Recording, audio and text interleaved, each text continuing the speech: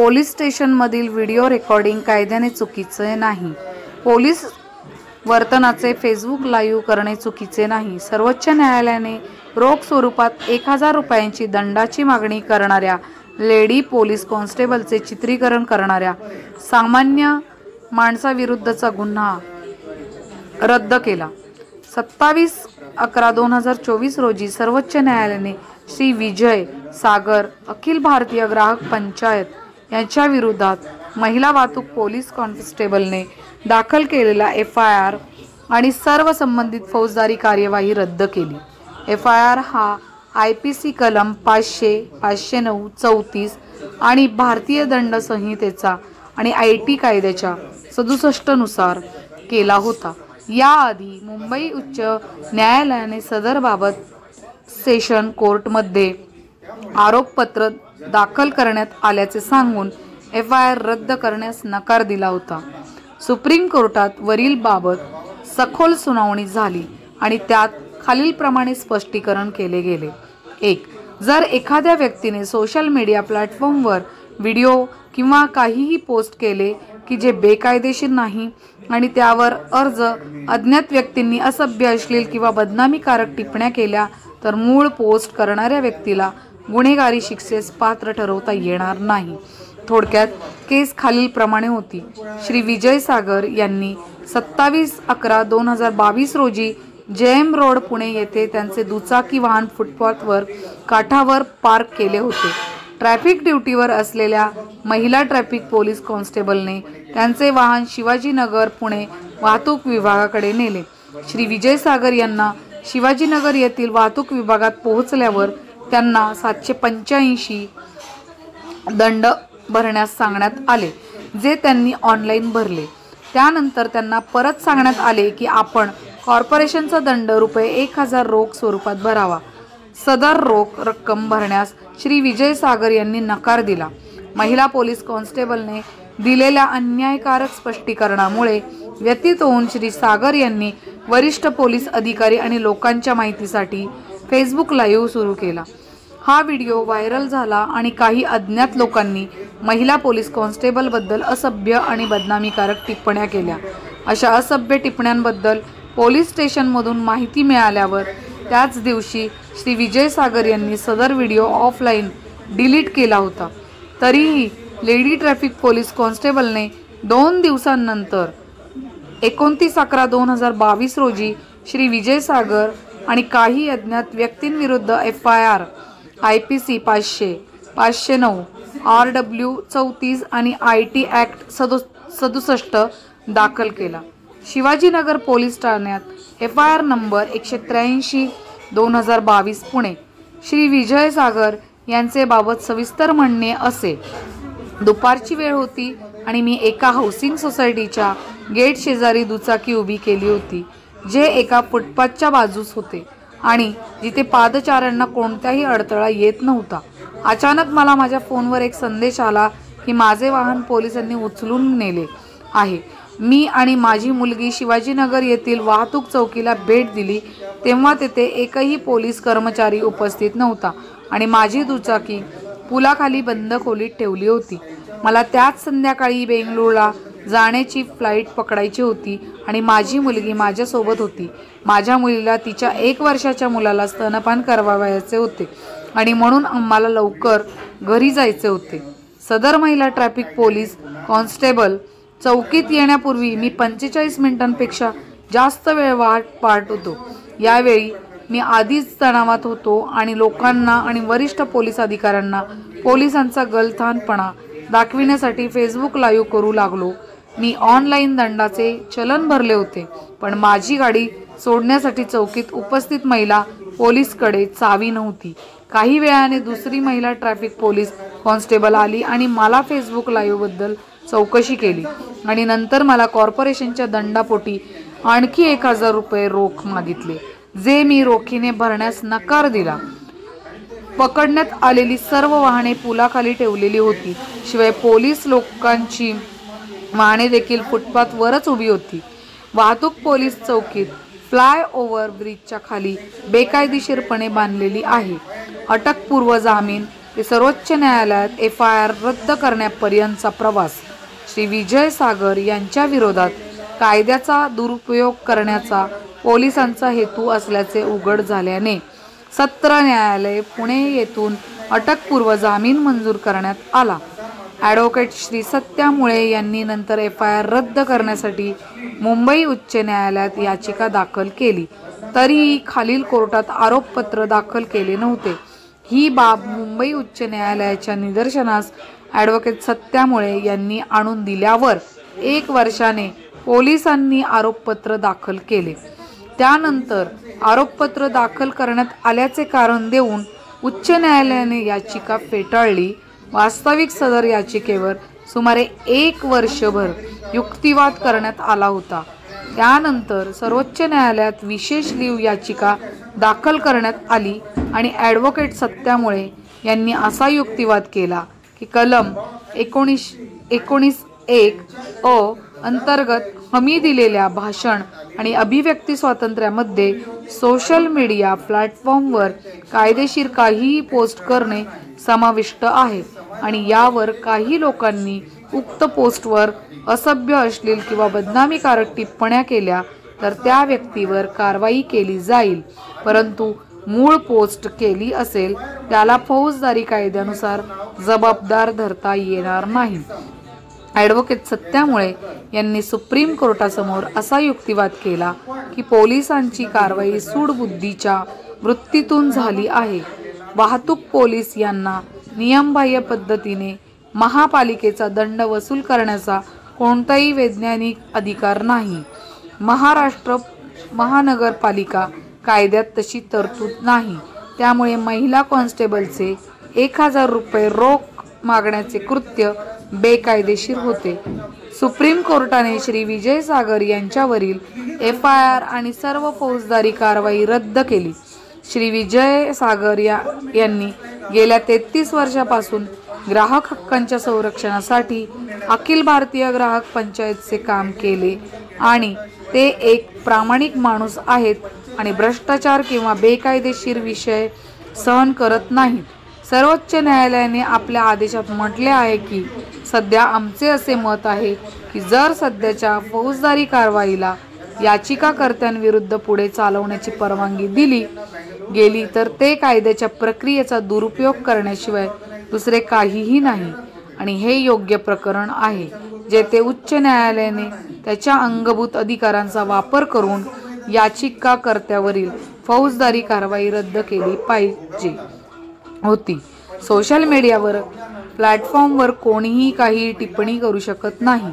सर्वोच्च न्यायालयाने असे निरीक्षण नोंदवले की आम्ही हे अगदी स्पष्ट करतो की इतर कोणीही आक्षेपार्ह किंवा अपमानास्पद भाषा वापरली असेल तर तक्रारकर्त्याला कायद्यानुसार तक्रार दाखल करण्याचे स्वातंत्र्य असेल. ॲडव्होकेट सत्या मुळे श्री विजय सागर हे त्यांच्या फेसबुक वॉलवर इतरांनी जे काही कमेंट केले होते त्यासाठी ते अजिबात जबाबदार नव्हते. त्याच्या फेसबुक व्हिडिओवर टिप्पणी करणाऱ्या लोकांना ते ओळखत नव्हते. कोणताही पूर्वनियोजित कट नव्हता. तसेच श्री विजय सागर यांचा कोणताही गुन्हेगारी हेतू नव्हता. 1000 रुपये रोख दंड मागण्याचे कोणतेही योग्य कारण न दिल्याबद्दल पोलिसांचीच चूक होती. ॲडव्होकेट सत्या मुळे यांनी असेही सांगितले की महाराष्ट्र महानगरपालिका कायद्यात वाहतूक नियमन करणाऱ्यांकडून महानगरपालिकेचा दंड वसूल करण्याची तरतूद नाही. त्यामुळे महाराष्ट्रात कुठेही असा दंड रोखीने वसूल करण्याचा अधिकार पोलिसांना देता येणार नाही. अनेक वर्षापासून पोलीस व महापालिका बेकायदेशीरपणे असा दंड रोखीने वसूल करत असल्याचे दिसून येते. मनपाचे दंडाच्या नावाखाली असा दंड कोणीही रोख स्वरूपात पोलिसांना देऊ नये. बऱ्याच वेळा अनेक लोक पोलीस अधिकाऱ्यांच्या उच्छृंखल वृत्तीचे बळी ठरतात आणि त्यांना योग्य बेकायदेशीर आधार मिळत नसल्याने त्यांना गुन्हेगारी खटल्याच्या अडचणींना सामोरे जावे लागते. ॲडव्होकेट सत्या मुळे पुढे सांगतात की व्हॉट्सअप किंवा सोशल मीडिया प्लॅटफॉर्मवर पोस्ट करणारी व्यक्ती ही त्यातील मजकुरास जबाबदार असते. तसेच जे लोक बेकायदेशीर, अश्लील, असभ्य किंवा बदनामीकारक रीतीने टिप्पणी करतात ते फौजदारी कारवाईसाठी जबाबदार असतात. अभिव्यक्त सत्यामुळे यांना सदर केस मध्ये ॲडव्होकेट वैभव कुलकर्णी, ॲडव्होकेट फलक संधू आणि ॲडव्होकेट धनश्री पाटील यांनी सहकार्य केले. सत्यामुळे वकील, मुंबई उच्च न्यायालय, सर्वोच्च न्यायालय. अधिक माहितीसाठी 7028005951 ला संपर्क साधावा. धन्यवाद. एफआयआर नोंदवल्या व लगेचच पहिल्या आठवड्यामध्ये श्री विजयसागर यांना पुणे सत्र न्यायालयाने आमच्याच मार्फत अँटिसिपेटरी बेलचा अर्ज मंजूर केला. त्यानंतर आम्ही त्यांच्या एफआयआर क्वॉशिंग करता मुंबई उच्च न्यायालयात धाव घेतली. साधारणतः 1 वर्षभर आर्ग्युमेंट्स चालले. मुंबई उच्च न्यायालयाचा कल होता की या एफआयआर मध्ये काही तथ्य नाहीये. तरी देखील शेवटी 1 वर्षानंतर मुंबई उच्च न्यायालयाच्या दबावाखाली येऊन पोलिसांनी 1 वर्षाच्या नंतर चार्जशीट दाखल केली. इतक्या उशिरा चार्जशीट दाखल केली दबावाखाली आल्यामुळे मुंबई उच्च न्यायालयाच्या, आणि पोलिसांनी चार्जशीट दाखल केली आहे या कारणास्तव मुंबई उच्च न्यायालयाने यांची एफआयआर क्वॉशिंगची याचिका डिसमिस केली. तर यांच्या विरुद्धची एफआयआर 184/222 ही रद्द केली, क्वॅश केली आणि त्याच्याशी निगडीत असलेले सर्व क्रिमिनल प्रोसिडिंग्स रद्दबातल ठरवलेले आहेत. ऑर्डरची कॉपी काल अपलोड झाली वेबसाईटवरती. आज आम्ही तुमच्या समोर आहोत. श्री विजयसागर यांना काही याच्यात ऍड करायचं असेल तर ते आता करू शकतात. त्याच्यानंतर आपण प्रश्न उत्तराला तयार आहोत. नमस्कार. वास्तविक पाहता एक सामान्य नागरिक म्हणून ज्यावेळेला असं काही ज्याच्यावरती होतं त्यावेळेला त्याला प्रचंड यातना भोगायला लागतात. हा माझा स्वतःचा अनुभव आहे. 27/11/2022 रोजी ही घटना घडली आणि 27/11/2024 ला सुप्रीम कोर्टाने निर्णय दिला. म्हणजे 2 वर्ष पूर्णपणे आम्ही दबावात होतो. माझी नोकरी आधी होती, मी DRDO मध्ये सर्व्हिसला होतो. एफआयआर झाल्यामुळं तो पण प्रश्न येतो की याच्यावर गुन्हा आहे आणि आपल्याला गुन्हेगार आहे असं वाटायला लागतं. आणि त्यानंतर समाजामध्ये देखील तुमचे पद घसरती, कारण त्यांनी एफआयआर झाला की न्यूजपेपर किंवा सगळीकडे पब्लिक डोमेन मध्ये जातं आणि आलं पण ते. आणि त्यातमध्ये मी ग्रामपंचायतचं काम गेले 33 वर्ष करतोय. त्या ग्रामपंचायतला पण गोवण्यात आलं. अखिल भारतीय ग्रामपंचायतचे श्री विजयसागर हे सामाजिक काम करणाऱ्या व्यक्तींनी असं बदनामी केली महिलेची. वास्तविक कुठलाही मी बदनामीकारक केलं नव्हतं. उलट मी ज्या वेळेला शिवाजीनगर वाहतूक पोलिसांच्या चौकीच्या तिथे गेलो त्यावेळेला तिथेच जे काही पोलिसांच्या गाड्या पार्क केल्या होत्या त्या सर्व गाड्या फुटपाथवर पार्क केल्या होत्या. मग त्यांना का दंड नाही म्हणून मी ते आपल्या व्हिडिओमध्ये मी बोललेलो आहे. त्यानंतर तिथं 2 टो करून घेणाऱ्या वाहनांचं PUC नव्हतं तरी देखील ते टो करतायत. म्हणजे पोलिसांनी कायदा कुठलाच पाळायचा नाही, नागरिकांनी पाळायचा. हे जे काही पोलिसांचं यंत्रणेचं आहे तर ते चुकीचं आहे. आणि दुसरं वैशिष्ट्य म्हणजे तिथं जी चौकी बांधलेली आहे, पोलीस चौकी जी ट्रॅफिकची आहे, पुलाच्या खाली बांधलेली आहे. वाकडला देखील पुलाच्या खाली बांधलेली. पुलाच्या खाली माणसाला गाडी पार्क पण करता येत नाही. तुमचा आता मी रेरावरती काम करतो, बिल्डरच्या संदर्भातल्या केसेस बघतो, त्यामुळे मला माहिती आहे की पुलाखाली कन्स्ट्रक्शन अलाउड नाहीये. मग पोलीस चौकी का अलाउड केली शासनाने किंवा कॉर्पोरेशननी, हा प्रश्न देखील मी त्यात मांडला. त्यामुळं 11,000 लोकांनी ते व्हायरल झाल्यामुळं पाहिलं. त्यामुळं पोलिसांनी हे माझ्यावरती आकसानी केलं. मला त्यांनी दुपारी 29 तारखेला दुपारी 3:30-4च्या दरम्यान फोन केला, मी बेंगलोरला असताना, की तुम्ही तो व्हिडिओ काढून घ्या. विक्रम गौड म्हणून जे इन्स्पेक्टर होते त्यांनी आम्हाला महिलेनी एका तक्रार दिलेली आहे ज्यांनी टो केलं. मी म्हणलं ठीक आहे मी काढून घेतो, पण तुम्ही तेच बोलतायत का मला फोनवरनं कसं कळलं, मला तुम्ही लेखी द्या, माझा ईमेल ID देतो. त्यांनी ईमेल ID मला पाठवून दिला. त्यानंतर मी लगेच व्हिडिओ डाऊन केला आणि ओनली मी केला. आणि तरी देखील रात्री 9 वाजता मला आपल्याच एका पत्रकार मित्राने सांगितलं की तुमच्यावर FIR दाखल झालाय, याची प्रत आहे. म्हणजे पोलिसांचं ठरवलंच होतं की यांना त्रास द्यायचा. हा कॉल कुठून Shivajinagar police station? Shivajinagar police station Vikram गोड क्राईम क्राईम विक्रम गोड क्राईमचे यांच्याकडनं. आणि माझ्याकडे काय त्यांचा फोन नंबर नव्हता आणि मी बँगलोर मध्ये होतो. फिर आपको फोन कहाँ से आया था? पुलिस स्टेशन से? Police station. जरूर. अभी एक सवाल सर ऐसा है कि जब पुलिस गाड़ी उठाती है तो अनाउंस करते हो, तो आपके वक्त कुछ अनाउंस किया नहीं है और वैसा अनाउंस नहीं करते हैं. ये मेरा खुद का अनुभव है. बहुत सारे लोगों ने ऐसा किया है और उसके बारे में भी मेरा एक दूसरा पोस्ट बहुत वायरल हो गया था जो इसके बारे में था, अपना स्पीड का चलन. तो वो चलन का रद्द किया था उन्होंने. वो मेरा पोस्ट था, वो भी वायरल हो गया था. तो उसकी वजह से उनको पता है कि ये सागर है, ग्राहक पंचायत का आदमी है, अभी इनको पकड़ेंगे, ऐसा मुझे लगता है. तो आपको अरेस्ट वगैरह हुई थी फिर उस वक्त? नहीं, मैं बेंगलोर में ही था. तो इन्होंने उधर से मैंने डॉक्यूमेंट भेजा और मैं आने तक एंटीसिपेटरी बेल उन्होंने लेके रखा. मगर ये तकलीफ का काम था. अब सामान्य आदमी किधर जाएगा? अभी मुझे तो ठीक है, ग्राहक पंचायत की वजह से इनका मेरा पहचान था. सही बात है. इन्होंने अभी सुप्रीम कोर्ट तक कितना खर्चा हो जाएगा? अगर मुंबई हाई कोर्ट का भी वही प्रॉब्लम है. बेंच का जो जज बदल जाता है तो उसका व्यूज बदल जाते हैं. तो रूल बुक देखना चाहिए. हर कोर्ट में वो है प्रॉब्लम. हाई कोर्ट में नहीं तो क्यों नहीं? ये रूल बुक देखना चाहिए कोर्ट ने और उसके हिसाब से करना चाहिए. तो ऐसा सामान्य आदमी को बहुत मुश्किल है और इसलिए मैं अपील करता हूं सरकार से कि इसके लिए कुछ तो करो.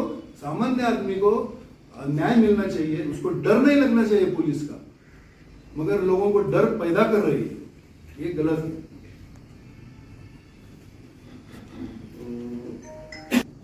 इंडियन पिनल कोड 500 म्हणजे डिफेमेशन हा जो कलम यांच्यावर लावण्यात आला, हा कलम FIR मध्ये लावण्याचा कुठल्याही पोलिसांना कायदेशीर अधिकार नसतो.